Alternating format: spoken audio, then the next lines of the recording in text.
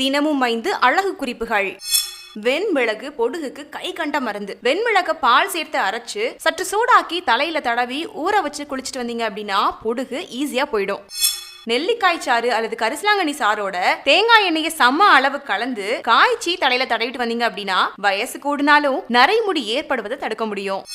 சாதாரணமா ஏற்படக்கூடிய இந்த புழுவெட்டு தலை முழுவதையும் கூட வழுக்கியாக்கி விடக்கூடிய வாய்ப்பு இருக்கு. இதுக்கு கடுகு எண்ணெய் சிறந்த மருந்து. புழுவெட்டு இருக்கக்கூடிய இடங்கள்ல கடுகு எண்ணெயை தடவிட்டு வந்தீங்க அப்படின்னா புதிய முடி வளர ஆரம்பிக்கும். தயிருக்கு மேல படிஞ்சிருக்கக்கூடிய இந்த ஆடைய சிதையாம மெல்ல எடுத்து முகத்துல அப்படியே பற்று மாதிரி போடுங்க. அப்புறமா 30 நிமிடம் கழிச்சு கழுவுனீங்க அப்படின்னா முகம் மினுமினுப்பா இருக்கும். பாதாம் பருப்பை பால் சேர்த்து அரைச்சு இரவுல தொடர்ந்து முகம் கை கால்கள்லாம் தடவி வந்தீங்க அப்படின்னா உங்களுடைய ஸ்கின் டோனுடைய கலர் நல்ல ஒரு பிரைட் ஆகுறத பார்க்கலாம். ஃப்ரெண்ட்ஸ், இதே போல அழகு குறிப்புகள் இன்னும் விவரமா தெரிஞ்சுக்கணும் அப்படின்னா மறக்காம உங்களுடைய சேனலை சப்ஸ்கிரைப் பண்ணிக்கோங்க. அப்படியே பக்கத்தில் இருக்கக்கூடிய பெல் ஐக்கானையும் கிளிக் பண்ணிக்கோங்க.